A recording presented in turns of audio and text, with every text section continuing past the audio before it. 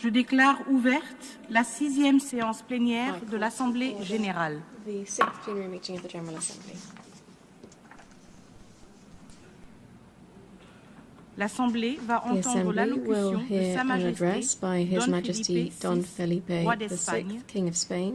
Je prie le protocole de I bien request vouloir protocol accompagner Sa to escort His Majesté, que Majesty j'invite à prendre la and parole invite him devant to l'Assemblée. address the Assembly.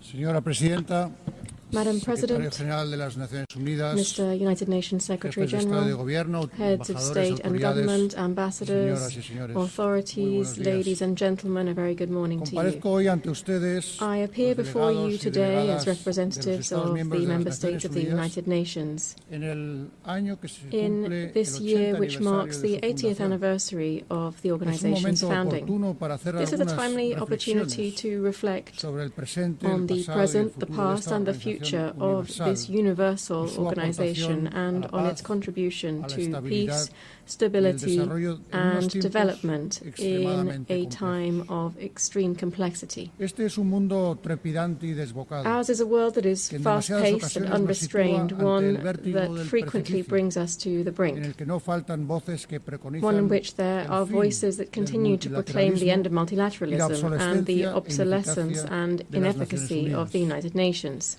Es el efecto, se nos dice, It is said de la that this is sustitución the de una result lógica de of diálogo y replacing cooperación dialogue and por una cooperation lógica with de competencia, competition, rivalidad y rivalry, tensiones and extreme extremas. tension.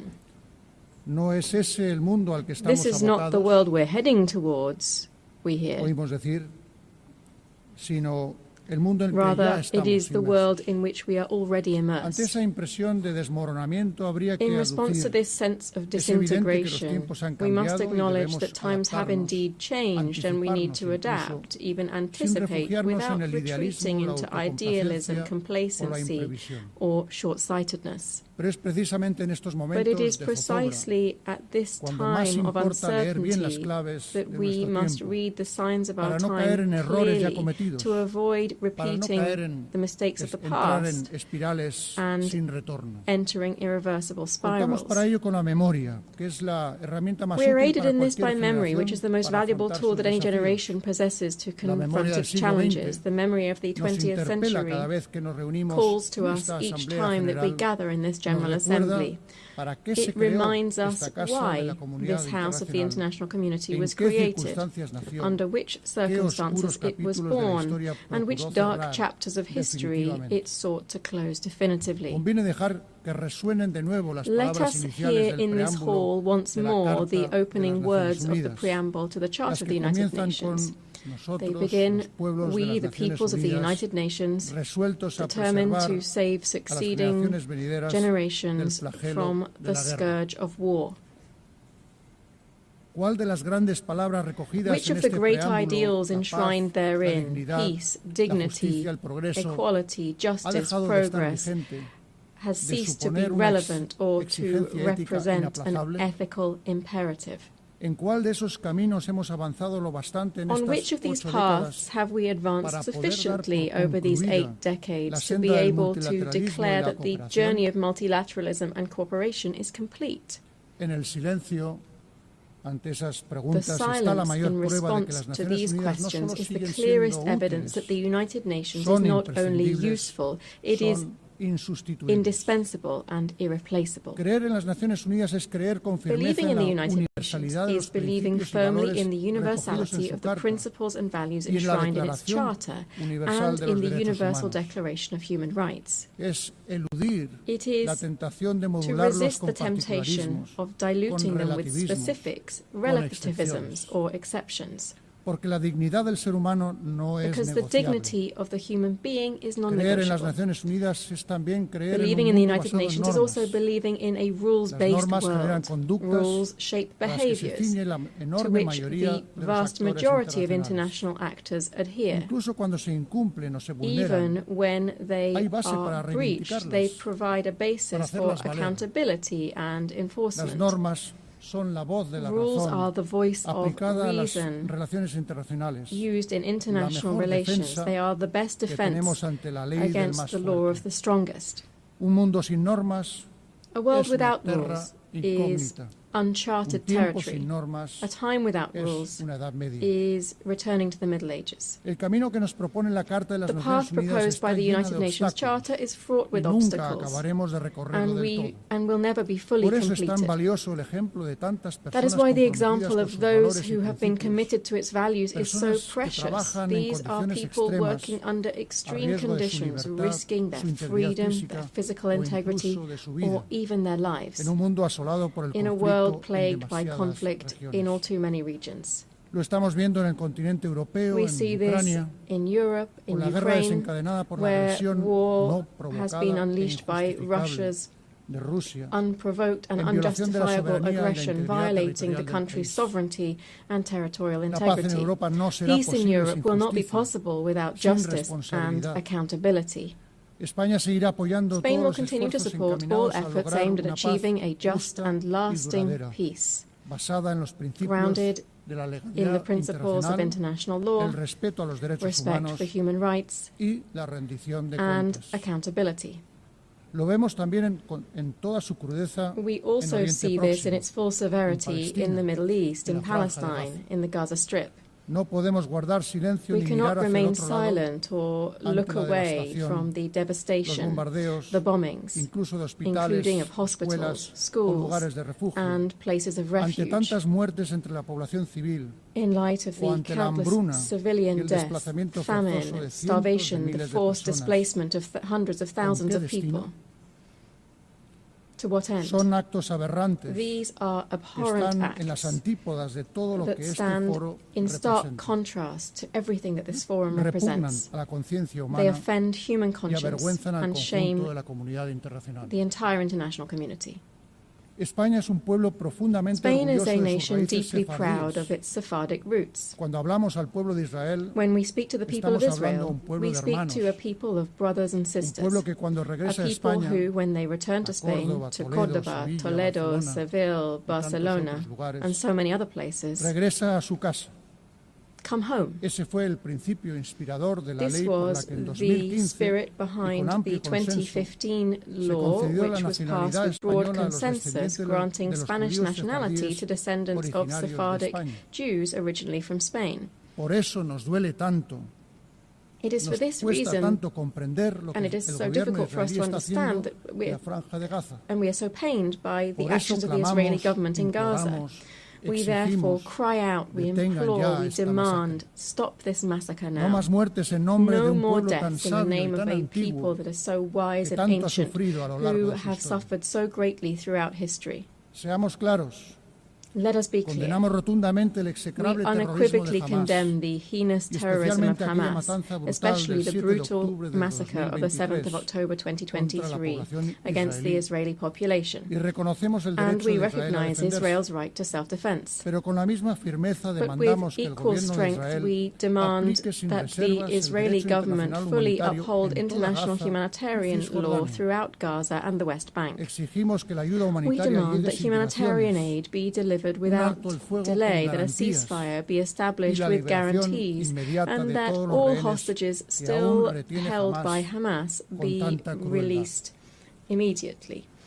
La comunidad internacional debe The asumir su international community responsabilidad para hacer must shoulder realidad its cuanto antes una responsibility solución to viable achieve as soon as possible a contemple viable la solution that existencia would de include dos estados. the existence of two states. el reconocimiento del The Estado recognition of the state Palestina of por Palestine parte de un número by creciente de an miembros de increasing nuestra number of organización, member states of this al que organization, España se sumó el to pasado which mes de mayo, Spain debe ayudar a added its conseguir una voice this paz past May, regional must contribute justa to y achieving definitiva, a just and basada en la definitive aplicación de regional las peace resoluciones based on the de Naciones implementation Unidas of the United Nations y también resolutions en el and reconocimiento on the universal del universal Estado de recognition Israel. of the State of Israel.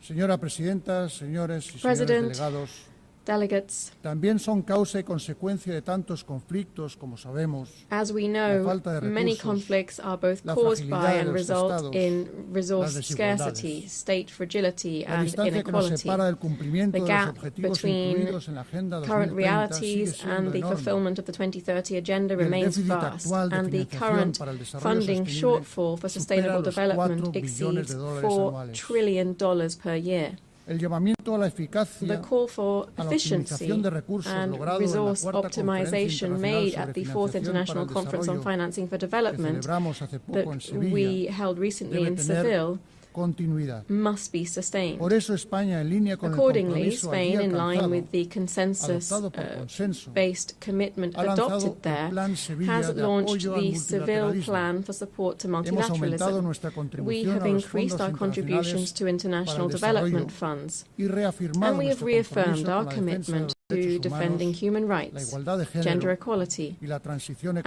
ecológica, the que environmental son elementos transition, centrales which y are distintivos de central and nuestra distinctive política elements exterior. of our foreign policy. Me referiré con brevedad a Allow me cada to uno de briefly estos tres address ámbitos. each of these three areas. En primer lugar, First, los derechos humanos. human rights. España es desde este año Spain miembro del is, as Consejo of this de year, Derechos a member Humanos, of the Human Rights lo que nos Council, permitirá seguir trabajando en enabling us causas to tales continue como la lucha advancing contra el causes such as the racismo, fight against la racism, erradicación de la pena de muerte the abolition of y the la death promoción de los penalty, derechos and the económicos, promotion of sociales economic, y social, culturales, and cultural y rights, persistir while at the en same el time combate contra persisting todo in the tipo de struggle against discriminación. all forms of discrimination. Porque somos partidarios de las sociedades plurales, Because we abiertas, support plural, donde todos los open ciudadanos societies participan. in which all citizens Y nos participate, preocupa la erosión de and las we are democracias, concerned by the erosion la of desafección democracies, que the advertimos hacia growing valores disaffection esenciales towards values that para are la essential convivencia to democrática. democratic coexistence. En estos tiempos confusos In these que ponen confusing a prueba la times which are capacidad de diálogo, testing our capacity cuando for más fieles dialogue, debemos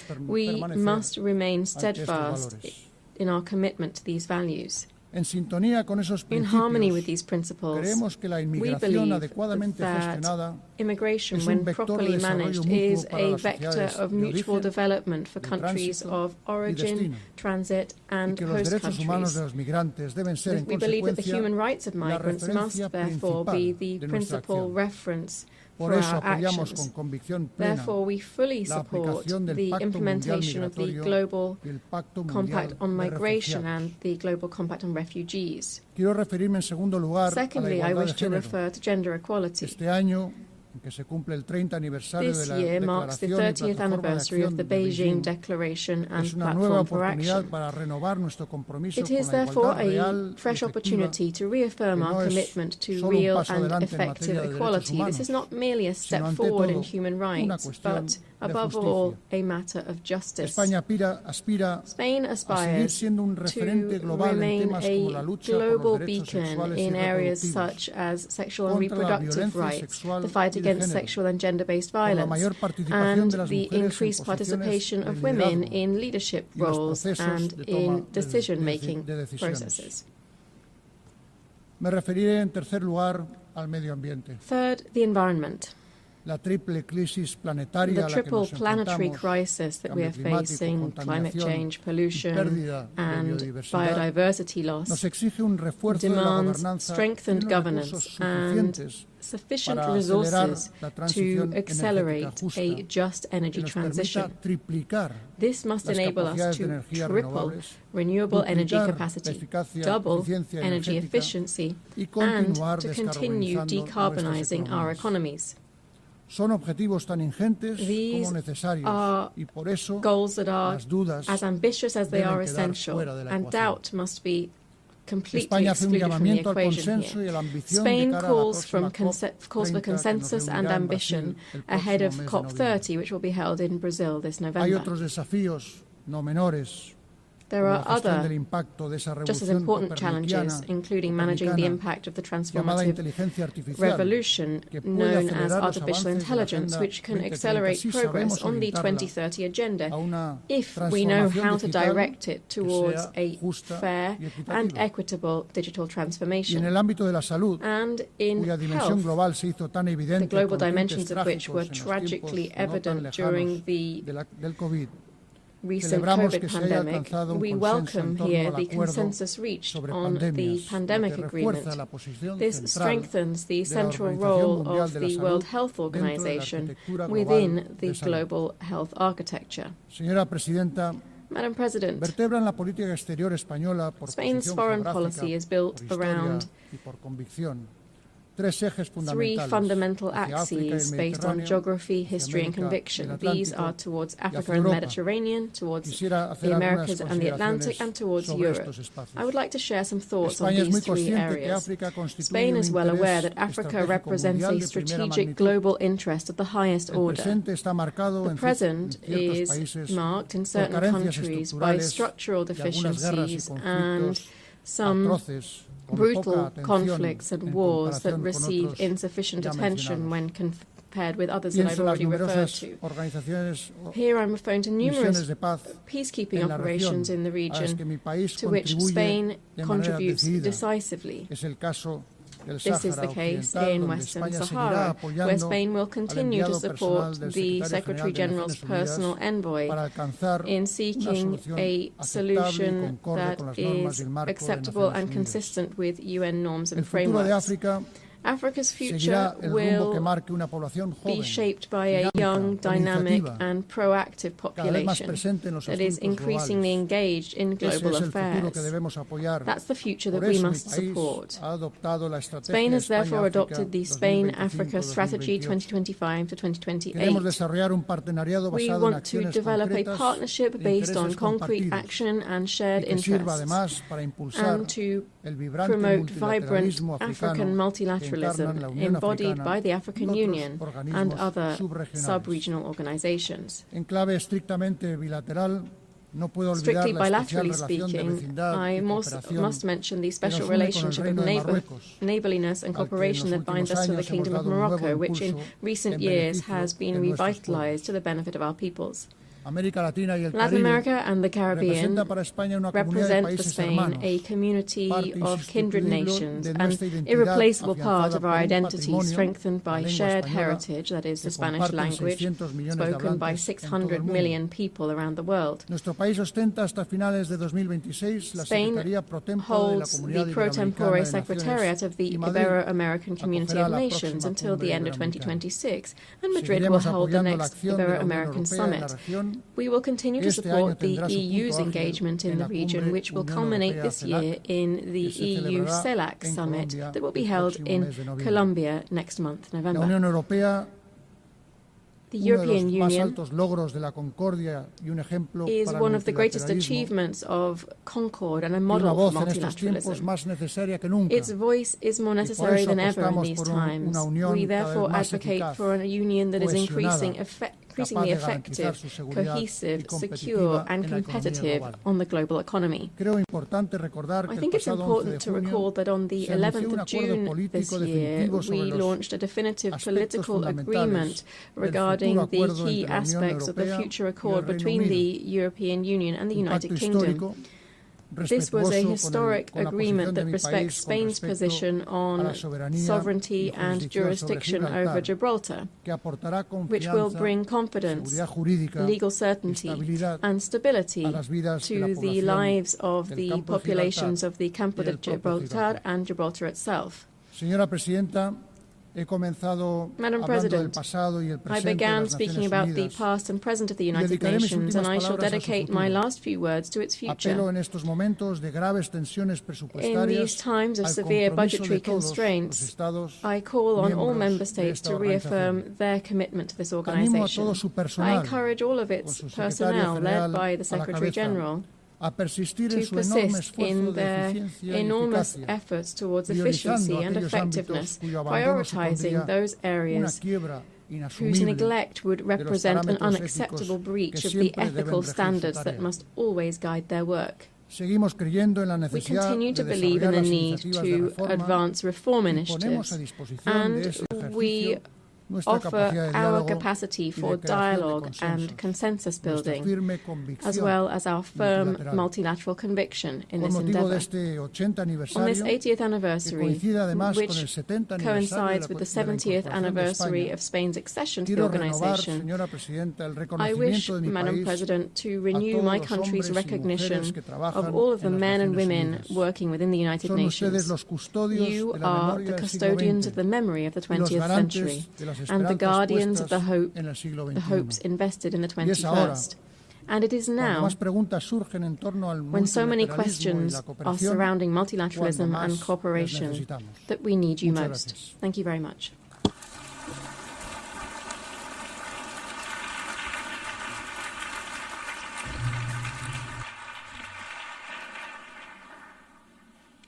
Au nom de l'Assemblée générale, je tiens à On behalf remercier of the le German roi Assembly, I d'Espagne. wish to thank the King of Spain.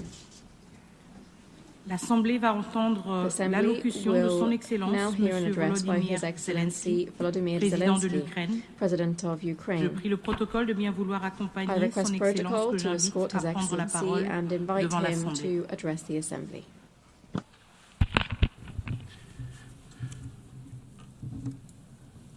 Madam Chair, Deputy Secretary.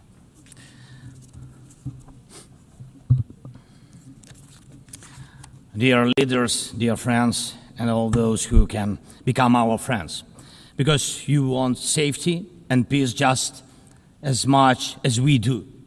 Today, no one but ourselves can guarantee security. Only strong alliances, only strong partners, and only our own weapons. The 21st century isn't much different from the past. If a nation wants peace, it still has to work on weapons. It's sick.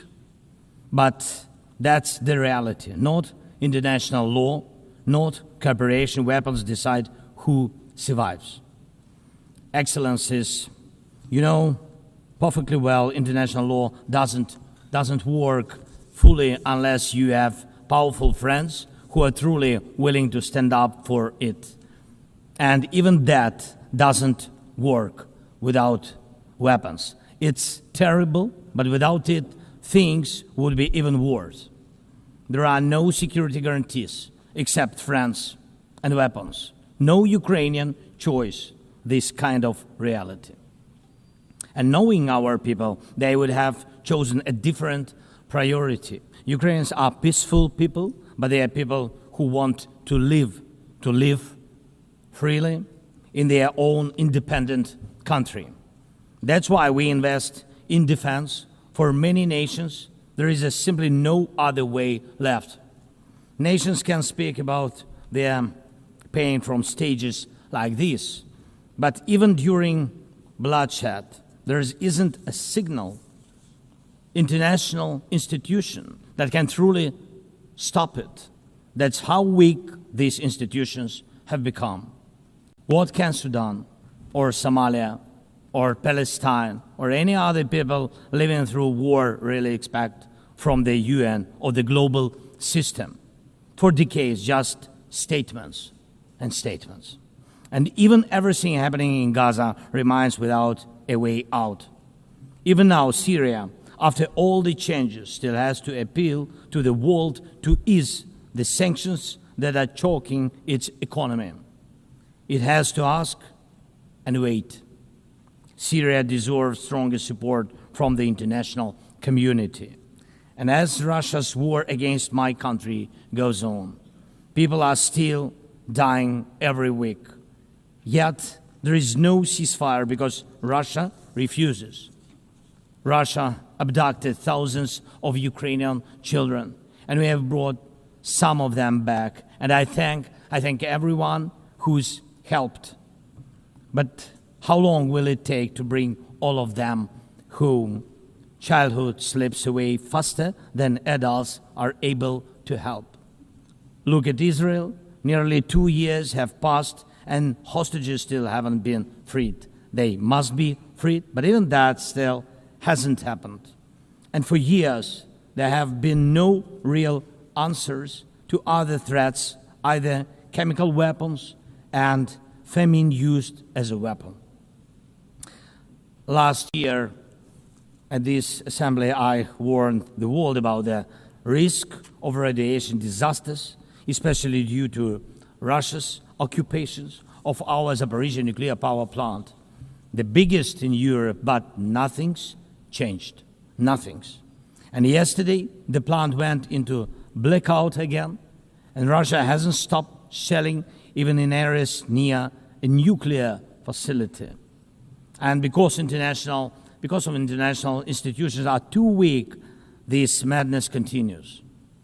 Even being part of a long-standing military alliance doesn't automatically mean you are safe. Just recently, 19 simple Russian drones violated Polish airspace, and only 4 were shut down. Luckily, they were not shaheeds or even worse. Otherwise, the results would have been horrific. Estonia had to call a UN Security Council meeting for the first time in history because Russian fighter jets deliberately entered its airspace. Moldova is defending itself again from Russia's interference. We are helping Moldova, and Russia's trying to do to Moldova what Iran once did to Lebanon. And the global response, again, not enough. We have already lost Georgia in Europe. Human rights and the European nature of the state system are only shrinking there. Georgia is dependent on Russia. And for many, many years, Belarus has also been moving toward dependence on Russia. Europe cannot afford to lose Moldova too.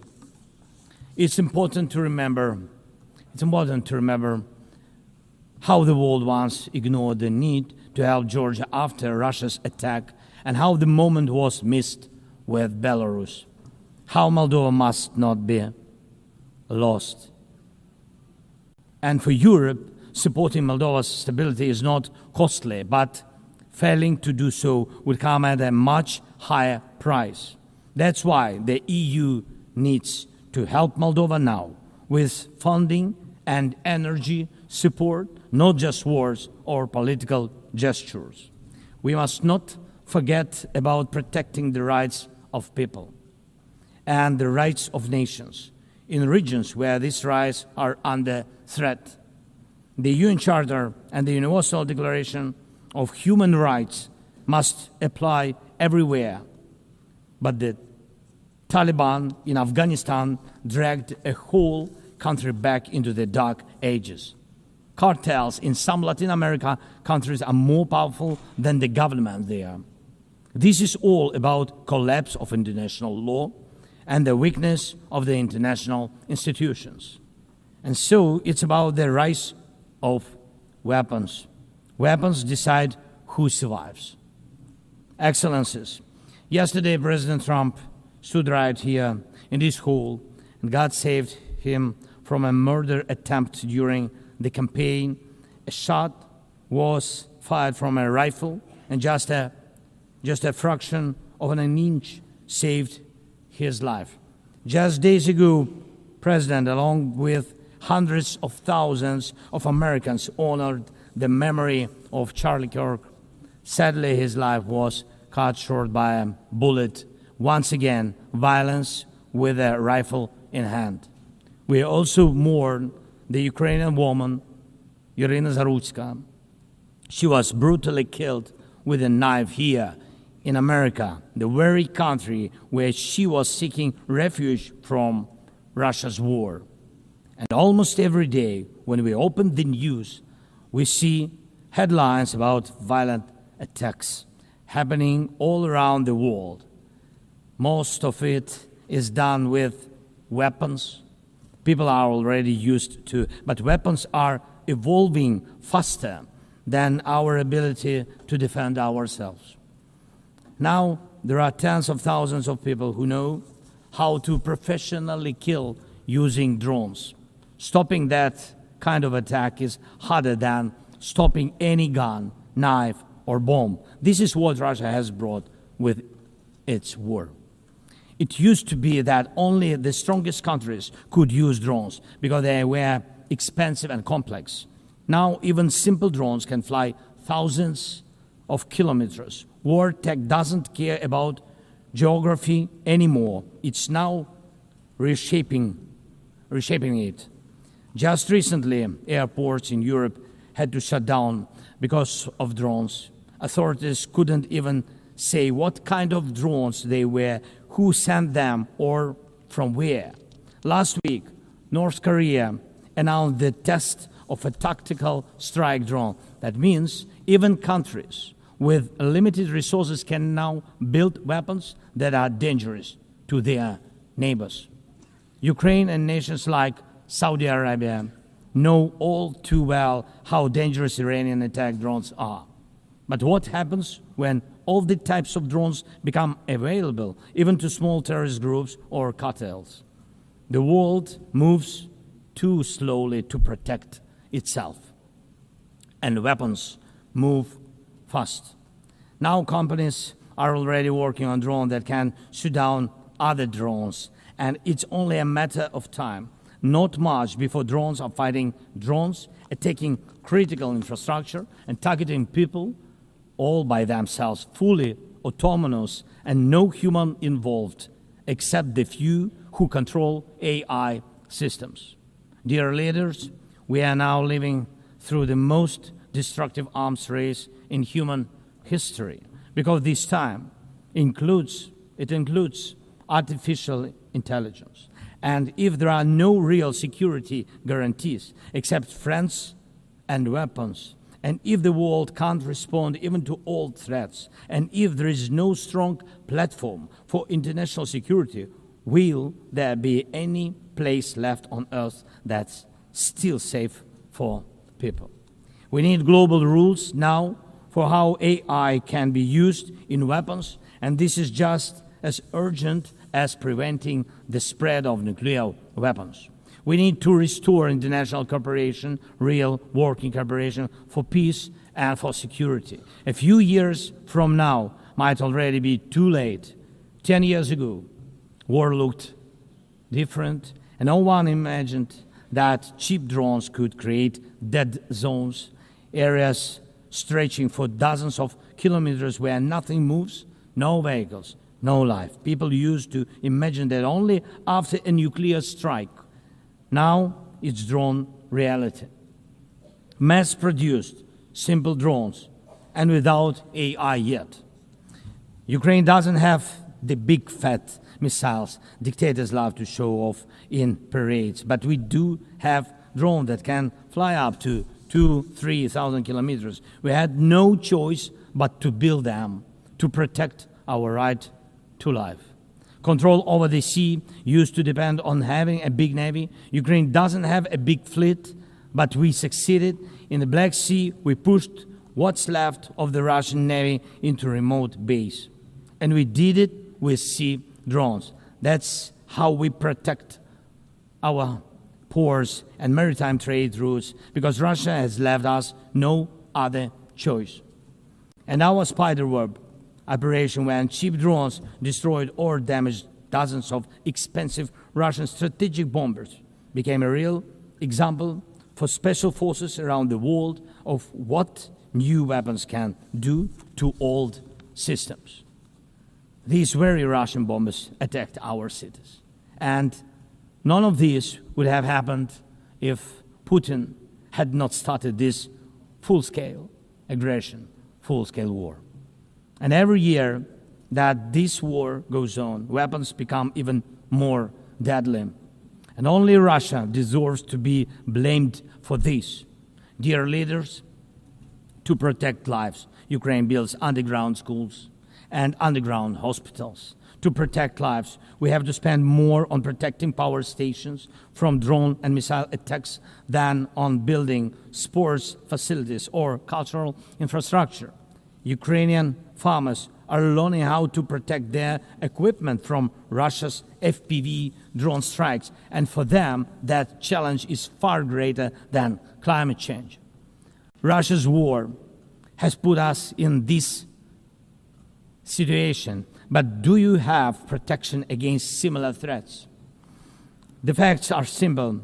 Stopping this war now, and with it, the global arms race, is cheaper than building underground kindergartens or massive bunkers for critical infrastructure later. Stopping Putin now is cheaper than trying to protect every port and every ship from terrorists with sea drones. Stopping Russia now is cheaper than wondering who will be the first to create a simple drone carrying a nuclear warhead. So we must use everything we have together to force the aggressor to stop. And only then do we have a real chance that this arms race will not end in catastrophe for all of us. If it takes weapons to do it, if it takes pressure on Russia, then it must be done. And it must be done now. Otherwise, Putin will keep driving the war forward wider and deeper.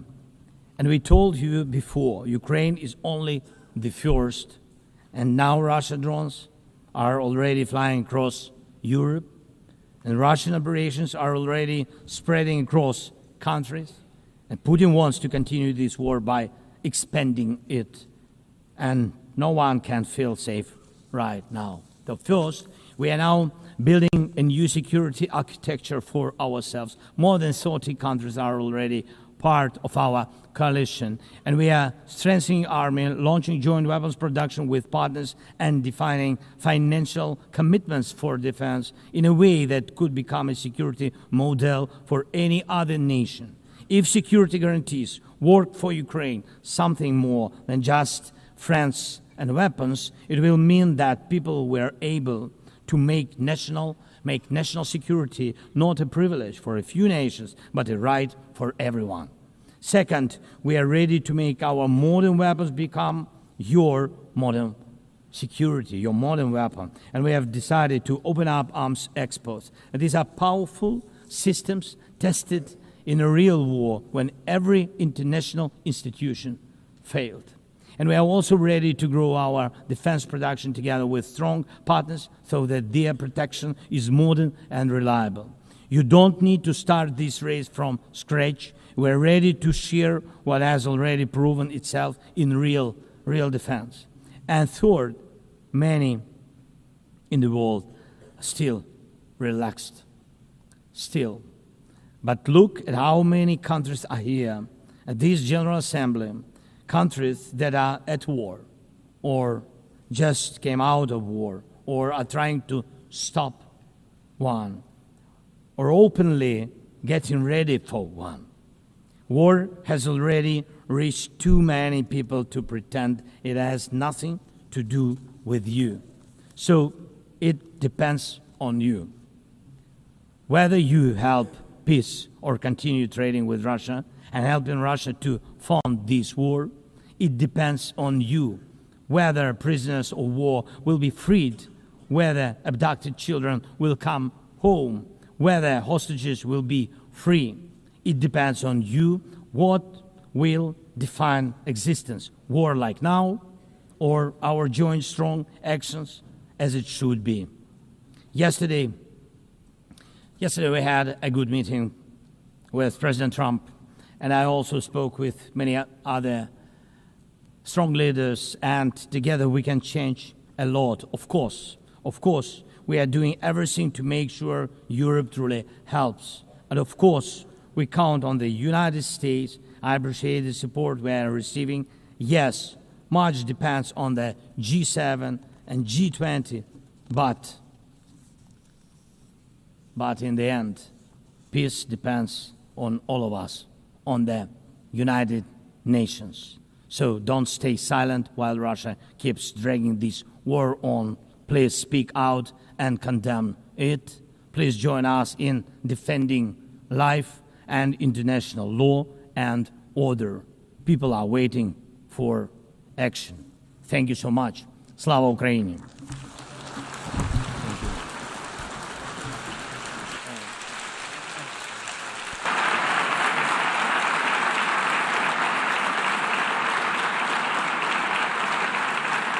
Au nom de l'Assemblée générale, je tiens à remercier le président de l'Ukraine, L'Assemblée va The entendre Assembly will l'allocution de hear Son an address Altesse by His Serene Sérénissime le Highness, Prince Albert Prince II, Albert Prince II, souverain de Sovereign Monaco. Prince of Monaco. Je prie de bien vouloir accompagner, je prie le protocole de bien vouloir accompagner Son Altesse His Serene Sérénissime que j'invite à Highness prendre la and parole invite him devant to l'Assemblée. address the Assembly.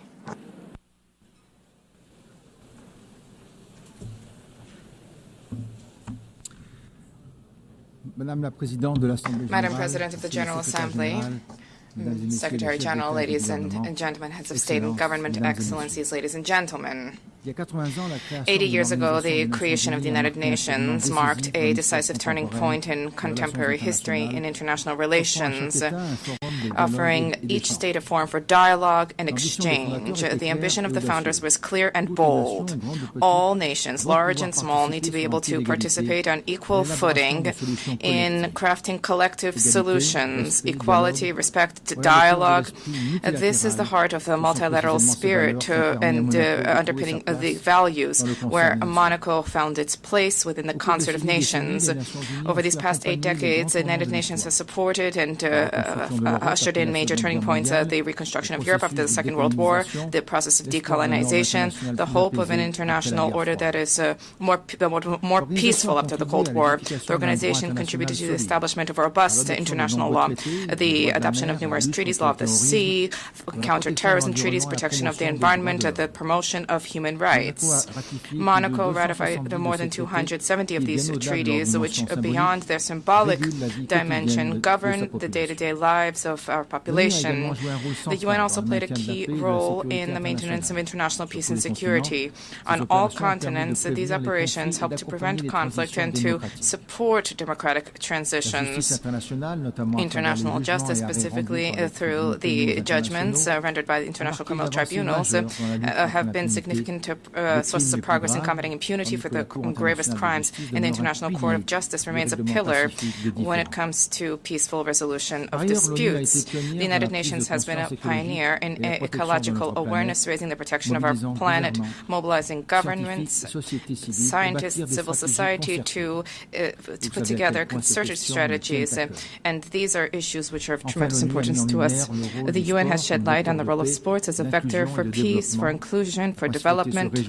Our principally welcomes the fact that sport is increasingly taking pride of place in the work of the organization.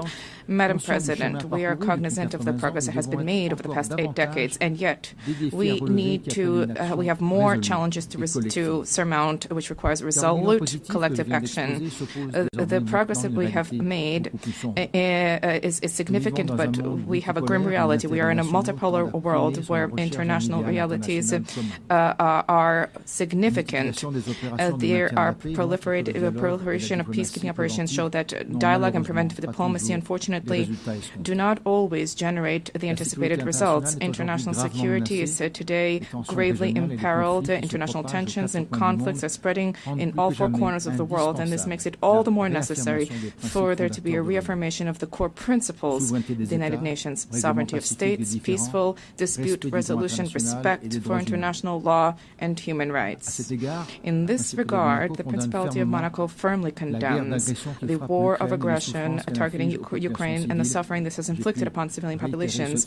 And I reiterated this message just now to President Zelenskyy. I cherish the hope that a just and lasting negotiated peace agreement can be found soon to guarantee security and to rise to the expectations of the Ukrainian people.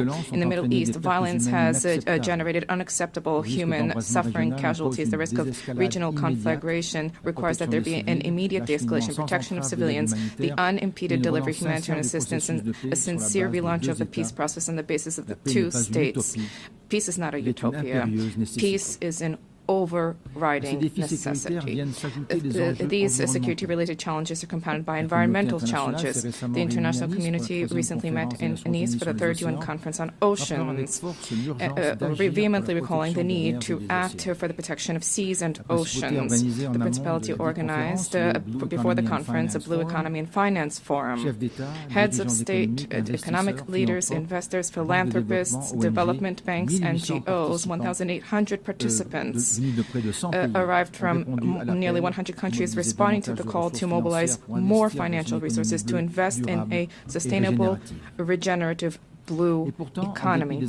And yet, the commitments made notwithstanding, there are still challenges. BBNJ was adopted in January last, and this should lead us to implement immediately measures for the conservation and sustainable use of the diversity in the high seas. The fight against climate change is a responsibility, a historic responsibility. Acceleration of extreme events requires credible, immediate finance responses. We are traversing a significant difficulties. There is science which is accessible, abundant, more reliable than ever before. The Paris Agreement, the 10th anniversary of which we are marking this year, provides a structured, transparent framework which should generate a robust trust among all stakeholders. This year, new nationally determined contributions have been published. And this is a reflection of the need to be more and more ambitious. I wish to recall that these ambitions carry moral significance, particularly vis-à-vis young people and succeeding generations, but also, as was recently recalled by the ICJ in the advisory opinion. And in this regard, and in accordance with the new collective goal for financing, which is adopted in Baku last year, I decided that my country will double specific financing under climate agreements, and this is by 2028. Let us not forget that there's a need to invest in countering climate change, but there's a need to take into account the depletion of biodiversity throughout the world. COP17 and the Biological Diversity Convention, October 2026, will be held in Yerevan. This is a key opportunity to transform the commitments into reality, specifically when it comes to financing and meaningful protection of ecosystems. Madam President, we cannot pass over in silence the alarming setbacks in human rights. Freedom, the repression of freedom, civil society, excessive use of force, these are all undermining the very basis of civilizations and are resulting in a loss of trust of citizens vis-à-vis systems. Women's rights are a key pillar for peace, for development, and for justice. 30 years after the Beijing conference, gender equality between men and women has still not been fully universally attained, and this remains a key priority, which is something we need to reaffirm. There's an urgent need to generate collective commitment to combat violence against women and girls and against all kinds of persecution which they endure, including in conflict-affected areas. No society can be prosperous if such inequality persists there. Likewise, no society can develop without taking care of its young population, because young people are not just the future of the world. Young people are the present. 30 years after the World Youth Program, it is incumbent upon us to raise the role of young people in discussions on the economy, civic life, access to education, employment, digital issues. This is not a privilege. This is a right. Madam President, public global health is key. Non-communicable diseases are the main cause of premature deaths, and there's a need for cross-sectoral mobilization to address this challenge. I welcome the key role of the WHO with the global action against these diseases, but there's a need to move further to strengthen synergies among the stakeholders to improve the effectiveness of action, particularly among budgetary constraints. The fourth high-level meeting on this issue should generate new momentum to intensify prevention and to provide universal access to high-quality care. Madam President, the 80th anniversary of the United Nations offers an opportunity to breathe new life into multilateralism, to reform its operations, and to address the liquidity crisis. Reform of the United Nations should restore people's trust and to establish an effective structure and based on core values. The United Nations is the only universal body which is capable of defending sovereignty of states and embodies the ideal of cooperation amongst people. But this is not only at the UN headquarters. There's specialized institutions, UNESCO, FAO, and IAEA, and many others. These all play a critical role by providing concrete support for environmental, educational, and social policies of states, helping them to fully meet their responsibility without duplication of mandates in New York. And let us recenter the work of our organization to focus on the priorities enshrined in the Charter. We need to rekindle a spirit of dialogue, the spirit of organization. The general debate should once again become this unique opportunity where leaders of the world listen to one another and seek to achieve mutual understanding. The Principality of Monaco cherishes the hope that through reform, the UN will once again become the center with the harmonization of UN efforts for the maintenance of peace and security in accordance with Article 1 of our Charter. No state alone can resolve the crisis plaguing our times. It's by sharing ideas, resources, and willingness that we can together build a future of peace, of lasting peace, because together we are better. Thank you.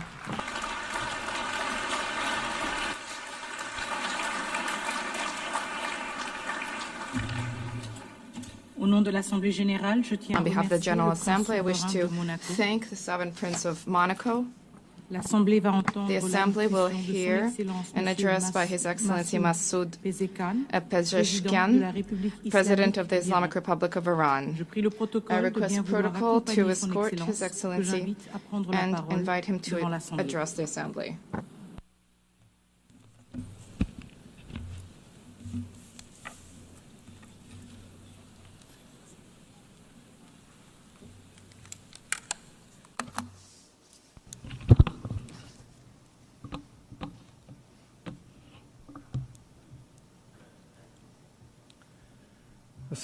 In the name of God, the most compassionate, the most merciful, Mr. Secretary General, Madam President, distinguished representatives, ladies and gentlemen, the theme of this year, and I quote, "Better together, 80 years and more of peace, development, and human rights," unquote, is in truth a summons to solidarity and to a shared vision of a brighter future. Our religious conviction, as well as the call of the prophets, rests upon the equality of the rights of all human beings. That which renders man more worthy is piety, namely truthfulness, wisdom, purity, and benevolence. The bedrock of all divine religions and of the human conscience is this golden maxim: that which you would not approve for yourself, do not approve for others. Jesus Christ, peace be upon him, once said, "Act towards others as you would have them act towards you." The Prophet of Islam, peace be upon him, said, "None of you is a true believer unless he desires for others what he desires for himself." The sage Hillel, the elder, expressed the essence of the Torah as such: that which is hateful unto thee, do not do unto thy fellow. In the traditions of the Orient, likewise, the central teaching is this very principle, and secular schools of ethics, grounded in reason and conscience, have arrived at the same conclusion. Excellencies, is this the state of our world? Let us behold the past 2 years. The world in these 2 years was witness to genocide in Gaza, was witness to the destruction of homes and repeated violation of sovereignty and territorial integrity in Lebanon, was witness to the devastation of Syria's infrastructure, was witness to assault against the people of Yemen, was witness to the forced starvation of emaciated children in the arms of their mothers, was witness to the assassination of Iran's scientists, was witness to the surreptitious raids infringing upon the sovereignty of nations, violating the territorial integrity of states, and openly targeting leaders of people. And all of this under the full support of the most heavily armed regime in the face of the earth, and under the pretext of self-defense. Would you countenance such things for yourselves? Who is the disturber of the stability of the region and the world? Who is the actual threat against international peace and security? Who is the violator of the golden moral maxim of mankind? Excellencies, ladies and gentlemen, you all bore witness that this past June my country was subjected to a savage aggression in flagrant contravention of the most elementary principles of international law. The aerial assaults of the Zionist regime and the United States of America against Iran's cities, homes, and infrastructure infrastructures precisely at a time when we were treading the path of diplomatic negotiations constituted a grave betrayal of diplomacy and a subversion of efforts towards the establishment of stability and peace. This is an act of aggression. In addition to martyring a number of commanders, citizens, children, women, scientists, and intellectual elites of my country, inflicted a grievous blow upon international trust and the very prospect of peace in the region. Should we fail to confront such perilous breaches of international norms, these aberrations shall spread to engulf the world. The assault upon nuclear facilities under safeguards and international supervision, the open attempt to assassinate leaders and duly constituted officials of UN member states, the systematic targeting of journalists and members of the press, and the killing of human beings who solely by the reason of their knowledge and expertise are converted into military targets. Again, would you countenance such acts for yourselves? With this behavior, they have killed at the very least over 35,000 innocent civilians in Gaza. They have deprived them of food, drinking water, medication, and proper health care. Those who have perpetrated such crimes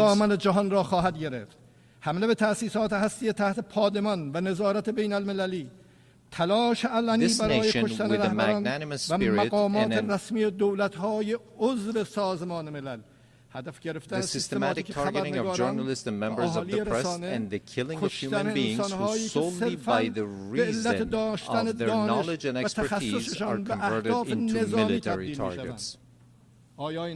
Again, would you countenance such acts for yourselves? Those who have perpetrated such crimes must know that Iran, the most ancient continuous civilization upon the face of the earth, has ever stood steadfast against the tempests of history. This nation, with a magnanimous spirit and an eternal will, has time and again demonstrated that it shall never bow before aggressors. And today as well, in the face of the transgressors, it stands upright with reliance upon the power of faith and its national cohesion. In this 12-day defense, the patriotic and valiant people of Iran laid bare before the aggressors the fallacy and self-delusion of their arrogant calculations. The enemies of Iran unwittingly fortified the sacred national unity. The people of Iran, despite the most severe, protracted, and crushing economic sanctions, psychological and media warfare, and persistent efforts to sow discord, at the very instant the first bullet was fired upon their soil, rose in unison in support of their valiant armed forces, and today they continue to honor the blood of their martyrs. Here, in the name of all Iranian people, I extend my heartfelt gratitude to all personalities, nations, governments, and international and regional organizations that stood in solidarity with Iran during this war. Ladies and gentlemen, today, after nearly 2 years of genocide, mass starvation, the perpetuation of apartheid within the occupied territories, and aggression against its neighbors, the ludicrous and delusional scheme of the Greater Israel is being proclaimed with brazenness by the highest echelons of that regime. The scheme encompasses vast swaths of the region. The map itself lays bare the true intentions of the Zionist regime, intentions that have, of late, been openly endorsed by its criminal prime minister. None in the world is secure from the aggressive machinations of this regime. It is manifest that the Zionist regime and its sponsors no longer even content themselves with normalization through political means. Rather, they impose their presence through naked force and have styled it peace through strength. Yet, this is neither peace nor power. It is nothing but aggression rooted in coercion and bullying. But we envision our powerful Iran alongside powerful neighbors within a strong region with a radiant future.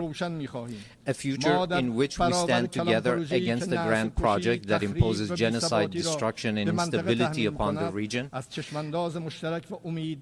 future in which collective security is assured through genuine mechanisms of defensive cooperation and joint response to threats.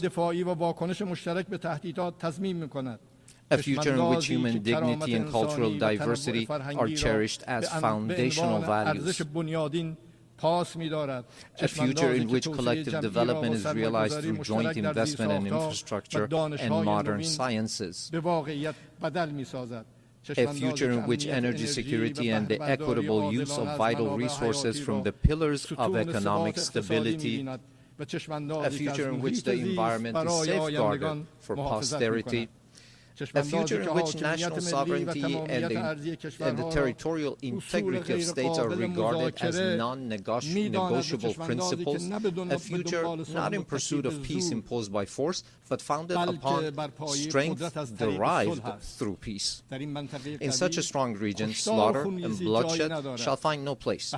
It is for this very reason that my country has, for many years, been among the staunchest advocates of establishing a region free of weapons of mass destruction, yet those who themselves possess the largest nuclear arsenals and who in flagrant breach of the NPT make their weapons even deadlier and more destructive have for years subjected our people to pressures on the basis of spurious allegations.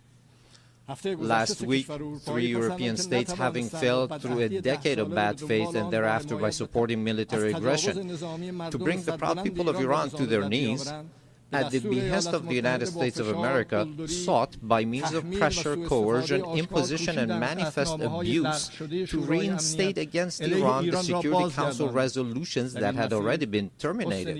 In doing so, they set aside good faith.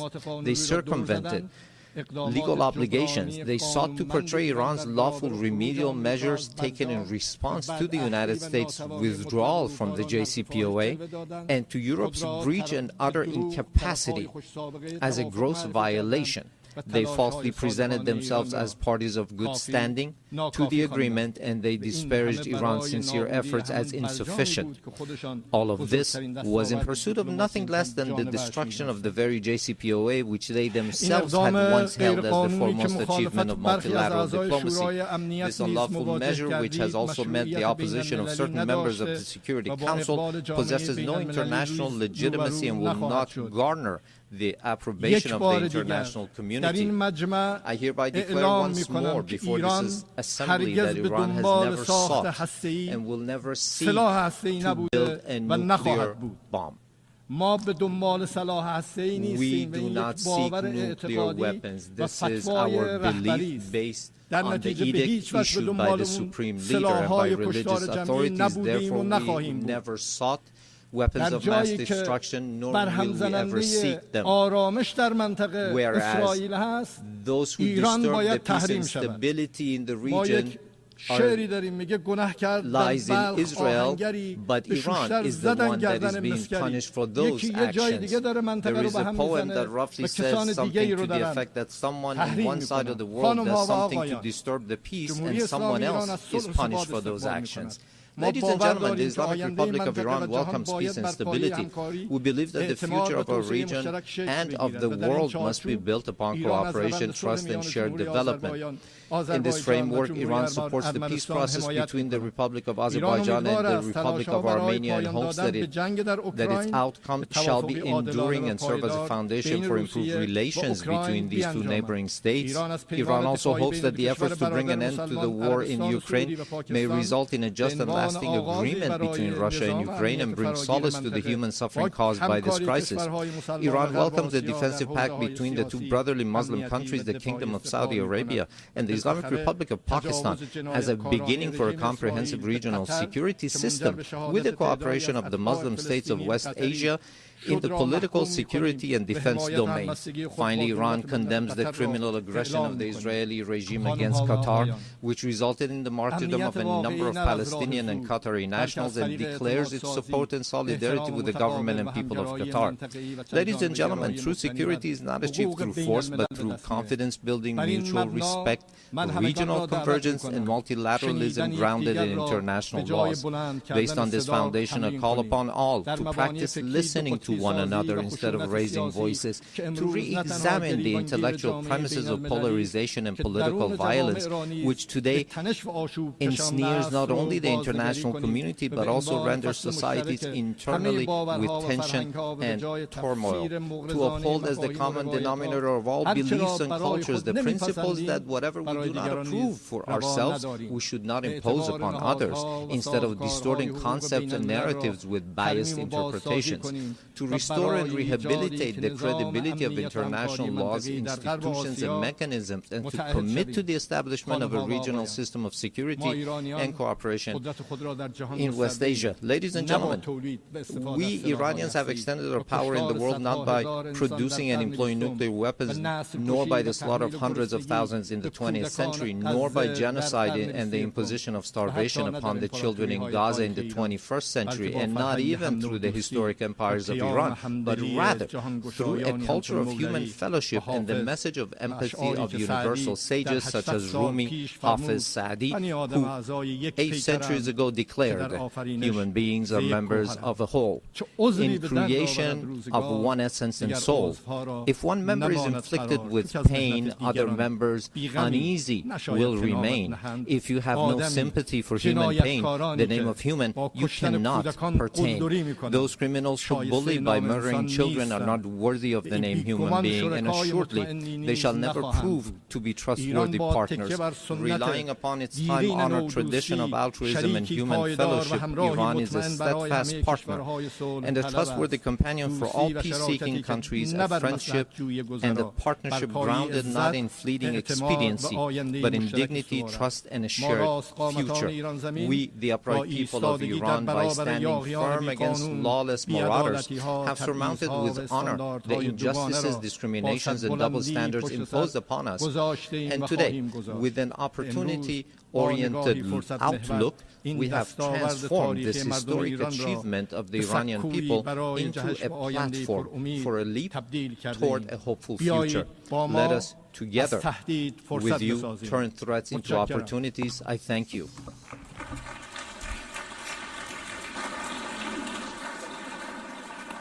On behalf of the Assembly, I wish to thank the President of the Islamic Republic of Iran. The Assembly will hear an address by His Excellency José Raúl Mulino Quintero, President of the Republic of Panama. I request protocol to escort His Excellency and invite him to address the Assembly.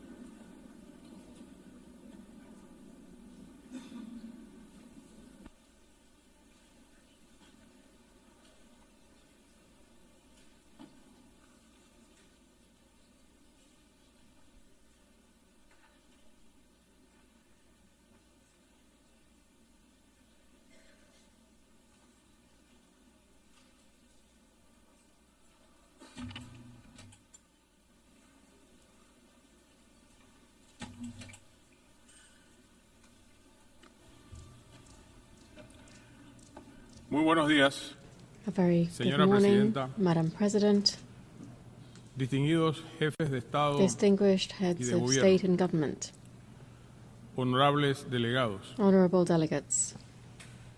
En nombre del pueblo On behalf panameño, of the Panamanian con profundo people, respeto y with renovadas profound esperanzas, respect and renewed me hope, presento ante esta honorable I appear asamblea before this honorable en el assembly aniversario número 80 on the de esta 80th anniversary organización, of this que organization, sigue siendo un faro para la which paz, remains a la beacon cooperación for y el peace, progreso. cooperation and progress. Panamá se comprometió desde la Carta de San Francisco Panama en has been committed since the signing of the 1945 Charter of San Francisco favor in de la 1945 pacificación, to la peace seguridad, building, el security, desarrollo sostenible y los sustainable derechos development, humanos. and human rights. En estas 8 décadas, Over these 8 nuestro país decades, ha our apostado por la country has diplomacia championed multilateral multilateral y el diplomacy derecho and internacional public público como un international eje law cardinal de su as a política exterior. cornerstone of our foreign policy. La iniciativa ONU 80, The UN 80 presentada por el initiative, secretario presented general Antonio by the Guterres, Secretary General Antonio ofrece la Guterres, oportunidad de offers an reflexionar opportunity to sobre el pasado, reflect on the past, hacer un llamado de atención por las to raise amenazas del awareness presente of present para threats vislumbrar and un to futuro más envision justo. a fairer future. Tenemos la firme convicción de que hoy, We firmly believe that today, more than ever, we must strengthen the value of multilateralism to respond to global challenges and crises as a tool to mitigate asymmetries among nations. In this regard, I wish to highlight that multilateral policy contributed to our country's removal, for instance, from discriminatory lists imposed by the European Union and the Financial Action Task Force. Since it does not make sense to be a member of the Security Council of this organization, while at the same time appearing on lists alongside countries that promote terrorism, we believe it is the right time to undertake a comprehensive reform to make the Security Council more effective, to make the General Assembly more representative, to make specialized agencies more inclusive, and, above all, to reduce bureaucracy. Panama, just like other countries, calls for greater representation of Latin America and the Caribbean in decision-making bodies. The time has come to update the architecture of multilateral governance. Our region is the world's leading exporter of food. It is home to a strategic canal linking the Atlantic and the Pacific, and it holds more than 50% of the planet's biodiversity. We are major suppliers of minerals. We possess the largest freshwater reserves. We live together in peace, and we strive to preserve this.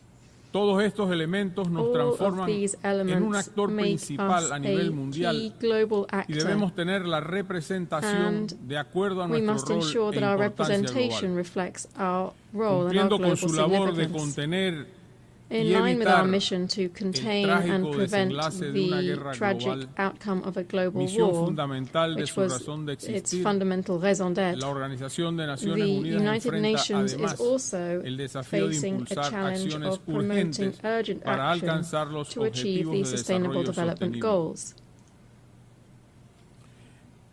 El mundo se encuentra hoy ante tres crisis. Today, the world is facing a trifecta of devastating crises: climate change, pollution, and biodiversity loss, all against a backdrop of weakened cooperation. The response to these crises must be swift and united. In response, Panama has put forward its Nature Pledge, which is our pact with nature. This is a new way of understanding environmental and climate policy, integrating our obligations on climate, biodiversity, and land into a single national commitment. In practice, Panama is pledging to curb its emissions by 2035. Even as a carbon-negative country, we believe there's always room to take further steps towards sustainability for future generations. To this end, we will be restoring 100,000 hectares of priority ecosystems, including mangroves and water basins, because nature, we think, is our front line of defense against climate change. Panama trusts in a renewed United Nations, one that strengthens digital security and international cooperation with ethical and inclusive principles, that supports just energy transitions, and one that upholds freedom of expression. En ese sentido, reiteramos el inalienable respeto a la libertad y a la democracia en nuestra región, which continues to suffer from instability at the hands of those who disregard the popular will expressed through the ballot box, or who simply do not permit open and transparent elections. Queremos ser parte de una organización de Naciones Unidas capaz de prevenir conflictos antes de que ocurran, que pueda actuar con prontitud en respond promptly to humanitarian emergencies, that better coordinates its field agencies, y que represente más fielmente la diversidad de personas en el mundo. Peoples across the globe. Panamá se ha ofrecido a acoger oficinas de organizaciones del sistema de las Naciones Unidas en apoyo a los esfuerzos de reforma en el marco de la iniciativa ONU 80.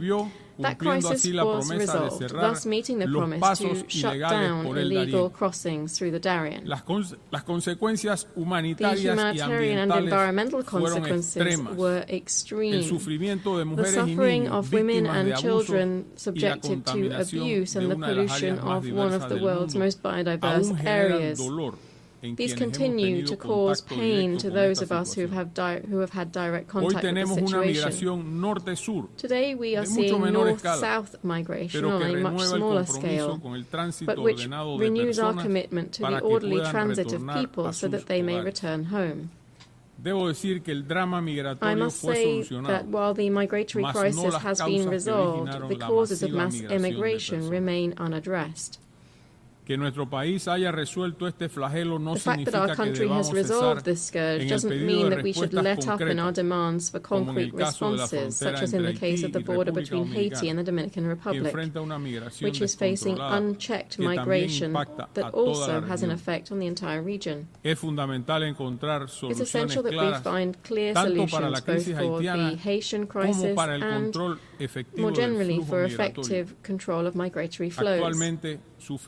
We are currently suffering from the growth of another illegal activity, which is drug trafficking. Today, it poses a threat to human lives and a grave risk of instability throughout the entire region due to the different cartels operating there. Just to give you a quick idea, this year alone, Panama has seized nearly 150 tons of cocaine and other drugs.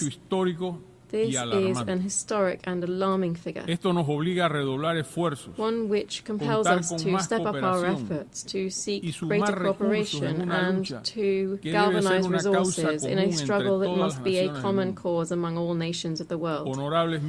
Honorable members, next year the Amphictyonic Congress of Panama, convened by the liberator Simón Bolívar, will celebrate its bicentenary.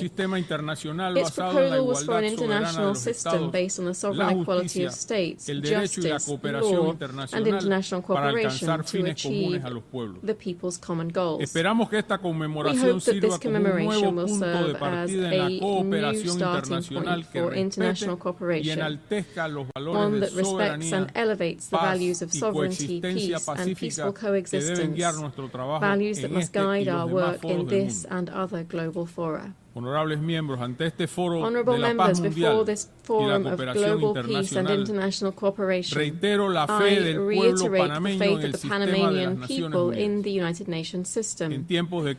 At times of crisis, when the winds of unilateralism, polarization, and fragmentation are blowing, Panama will raise its voice in defense of multilateralism. Panama will remain an enthusiastic member of the United Nations, a defender of international law, and a tireless proponent of global peace. Because, as this year's theme reminds us, we are stronger together, and only together can we build a fairer and more humane future for all. Thank you very much.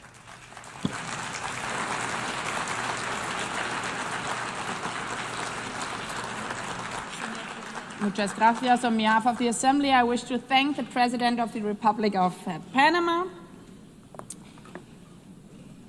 As the Assembly will hear an address by His Excellency Petr Pavel, President of the Czech Republic, I request protocol to escort His Excellency and invite him to address the Assembly.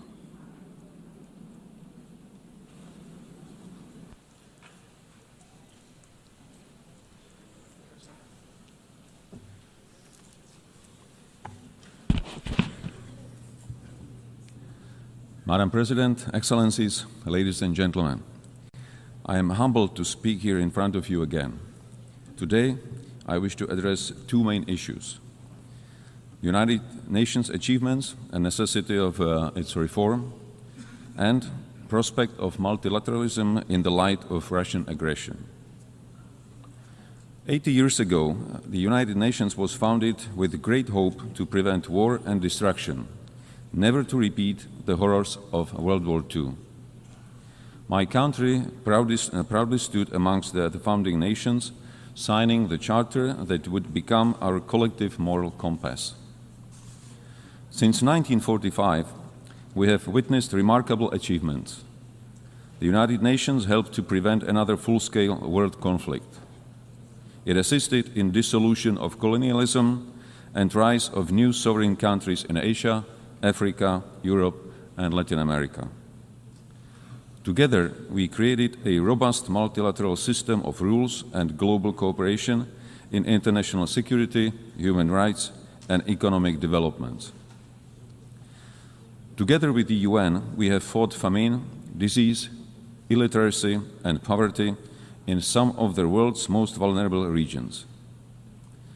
Dozens of peacekeeping missions have helped to ease tensions in conflict zones. Thanks to its long-standing efforts, the UN has helped transform countless lives and laid the groundwork for a better world, a world which is more humane and more cooperative. It provided a platform where even the smallest nations can speak out and be heard. The UN remains the only institution where the world can collectively confront global crises.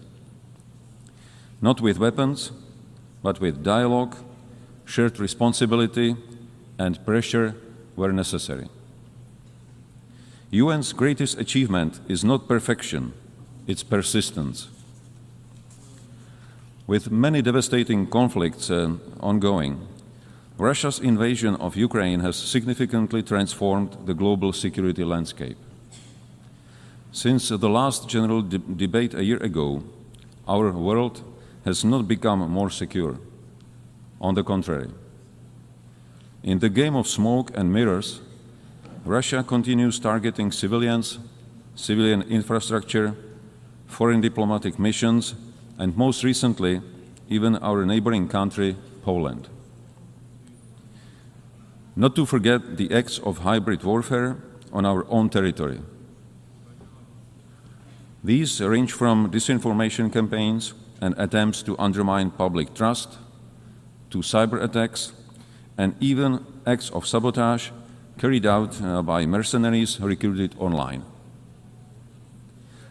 Despite being the largest country on the map, Russia still aims to seize Ukrainian territory and expand its sphere of influence. Backed by China, Iran, North Korea, and other countries that help it circumvent sanctions and provide economic or political support. Russia, a permanent member of UN Security Council, is not only violating the principles of state sovereignty and territorial integrity enshrined in the UN Charter, but also sets a dangerous example and precedent that aggression can yield territorial and political gain and remain unpunished. Ladies and gentlemen, our multilateral system was created on the premise that rules apply to all without exception. The consequences of this war go far beyond the news headlines. This war threatens to dismantle our system of governance based on mutual respect, equal partnership, and rules we all subscribe to. What is happening in Europe today could happen anywhere else tomorrow, under different circumstances, but under the exact same pretext. If Russia wins this unjust war, it will legitimize the triumph of brute force. Turning a blind eye to Ukraine today is a green light to any future aggressor anywhere in the world.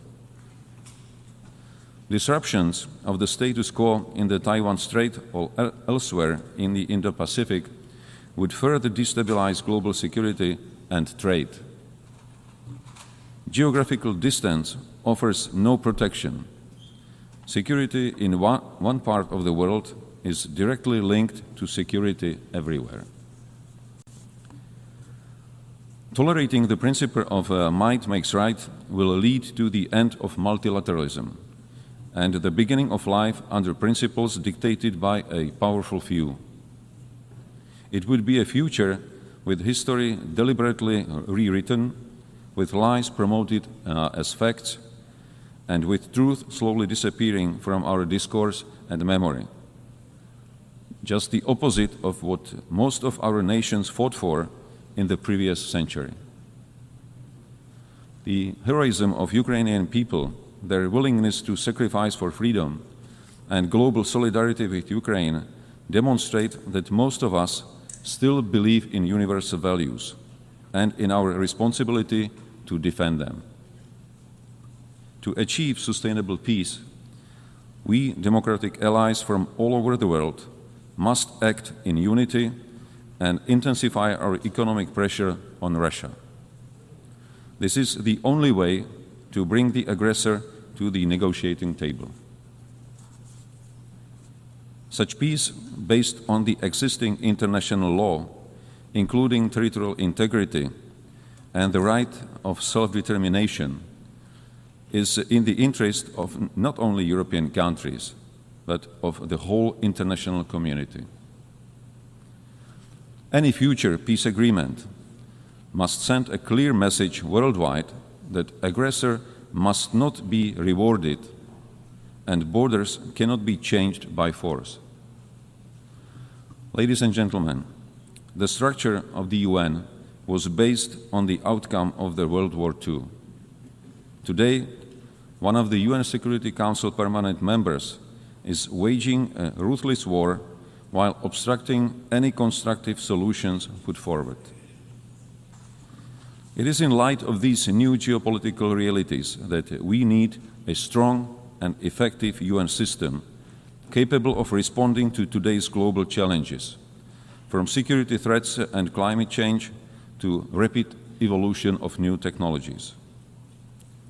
Otherwise, we risk sliding into a world that is more fragmented, more dangerous, and far less predictable. Czechia welcomes the UN aid initiative and the commitments in the Pact for Future. Yet these ambitions stand in stark contrast with today's reality. In the light of Russian aggression against Ukraine, the UN Security Council is currently failing its purpose and mission. Therefore, we advocate for a comprehensive reform of the UN Security Council for greater effectiveness, inclusiveness, transparency, and accountability, with the aim to honor the principles of the UN Charter and to strengthen the voice of underrepresented regions. Freedom and human rights are not granted entitlements. They are hard-won principles that must be cherished and protected. Security Council membership should not be seen as a matter of prestige or privilege, but above all, a responsibility to defend global peace. That's why Czechia is seeking a non-permanent seat on the UN Security Council for the term 2032-33, with a clear commitment to uphold the rules-based international order. We cannot afford to have the UN paralyzed or blocked in its ability to respond to crises and challenges. Current urgent crises are already consuming too much of our attention and resources at the expense of other major, equally pressing issues. Madam President, ladies and gentlemen, as I mentioned in the beginning of my speech, the UN significantly improved the quality of life of billions, including through access to education, healthcare, and services. In this year's Sustainable Development Report, Czechia ranked 10th out of 167 countries. I am fortunate to be a citizen of a country which by global standards offers a secure and comfortable life. This doesn't mean that there are no challenges. Much work still lies ahead if we are to achieve the Sustainable Development Goals 2030, both at home and globally. After all, most of the challenges we are facing are global. No single nation is powerful enough to succeed alone. That is why we need more dialogue. That is why we need greater cooperation and collective action. And ultimately, that is why multilateralism must not only survive, it must thrive. Not only for us, but most importantly, for future generations. Thank you. On behalf of the Assembly, I wish to thank the President of the Czech Republic. The Assembly will hear an address by Her Excellency Karen Keller-Sutter, President of the Third Confederation. I request protocol to escort Her Excellency and invite her to address the Assembly.